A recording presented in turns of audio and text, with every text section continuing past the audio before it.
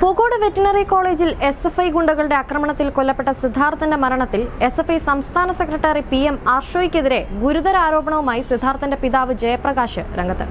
Pookode veterinary സർവകലാശാലയിൽ ആർഷോ സ്ഥിരമായി എത്താറുണ്ടായിരുന്നതായും കോളേജിലെ വിദ്യാർത്ഥിയല്ലാത്ത ഒരു വ്യക്തി എന്തിന് പലപ്പോഴായി ക്യാമ്പസിലേക്ക് എത്തുന്നതെന്ന് അന്വേഷിക്കണമെന്നും മകന്റെ മരണത്തിൽ ആർഷോയെ പ്രതി ചേർത്ത് കേസെടുക്കണമെന്നുമാണ് സിദ്ധാർത്ഥന്റെ പിതാവ് ജയപ്രകാശ് ആവശ്യപ്പെട്ടിരിക്കുന്നത്.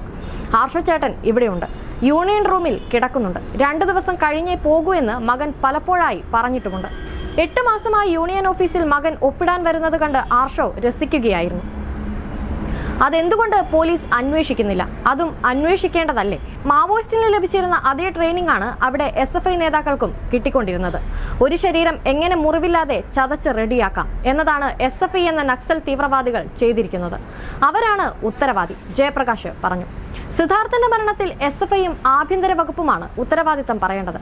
കാരണം ഇടതുമുന്നണിയാണ് സംസ്ഥാനം ഭരിക്കുന്നത്. പറയാൻ തയ്യാറായില്ലെങ്കിൽ അന്വേഷണം വരുമ്പോൾ പറയാൻ തയ്യാറാകേണ്ടി വരുമെന്നും പിതാവ് വെളിപ്പെടുത്തി. ആർഷോ കോളേജിൽ വന്നിട്ടില്ല എന്നുണ്ടെങ്കിൽ സൈബർ സെല്ലിന്റെ സഹായത്തോടെ അദ്ദേഹത്തിന്റെ ഫോൺ പരിശോധിക്കണം. യൂണിയൻ റൂമിൽ 8 മാസത്തിനിടെ ആർഷോ വന്നിരിക്കാൻ സാധ്യതയില്ല എന്ന് പറഞ്ഞാൽ വിശ്വസിക്കാൻ ബുദ്ധിമുട്ടുണ്ട്. കൊലപാതകം എക്സിക്യൂട്ട് ചെയ്തത് പോലും ആർഷോയായിരിക്കാനാണ് സാധ്യത. ഇവർക്കൊക്കെ മാവോയിസ്റ്റ് ട്രെയിനിങ് കിട്ടിയിട്ടുള്ളതാണ്. SFI തീവ്രവാദികളാണെന്നും ജയപ്രകാശ് വ്യക്തമാക്കി. ആർഷോയെ പ്രതി ചേർക്കാൻ ആവശ്യപ്പെട്ടാലും സർക്കാർ പ്രതി ചേർക്കില്ല. കാരണം ആർഷോ അവരുടെ വിദ്യാർത്ഥി സംഘടനയുടെ നേതാവാണ്. 150 കേസിൽ പ്രതിയായവനെ ഇതിലും പ്രതി ചേർക്കാൻ ഭരണകക്ഷിക്ക് സാധിക്കില്ല. CBI അന്വേഷിച്ച് ആർഷോയിലേക്ക് എത്തട്ടെ. സർക്കാർ അന്വേഷണം ആർഷോയിലേക്ക് എത്തില്ലെന്നും ജയപ്രകാശ് മാധ്യമങ്ങളോട് വ്യക്തമാക്കി. സിദ്ധാർത്ഥന്റെ മരണവുമായി ബന്ധപ്പെട്ട CBI അന്വേഷണം സർക്കാർ അട്ടിമറിക്കുകയാണെന്നാണ് പിതാവ് ജയപ്രകാശിന്റെ പരാതി. 20 ദിവസം കൊണ്ട് തെളിവ് നശിപ്പിക്കാനായി സർക്കാർ കേസ് അട്ടിമറിച്ചു. സംഭവത്തിൽ ആഭ്യന്തര വകുപ്പ് സെക്രട്ടറിയാണ് വീഴ്ച വരുത്തിയിരിക്കുന്നത്. മുഖ്യമന്ത്രിക്കും ഇതിൽ ഉത്തരവാദിത്തമുണ്ടെന്നും പിതാവ് ജയപ്രകാശ് വ്യക്തമാക്കി. ഡീനിനെതിരെ നടപടിയെടുക്കാൻ മൃഗസംരക്ഷണ വകുപ്പ് ഇതുവരെയും തയ്യാറായിട്ടില്ല.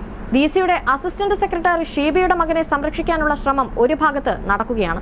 നീതി ലഭിക്കാനായി ക്ലിഫ് ഹൌസിന് മുന്നിൽ സമരമിരിക്കും.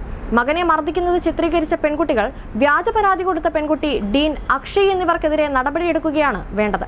പെൺകുട്ടികളെ അറസ്റ്റ് ചെയ്യുകയും വേണമെന്നും ജയപ്രകാശ് ആവശ്യപ്പെട്ടിരുന്നു.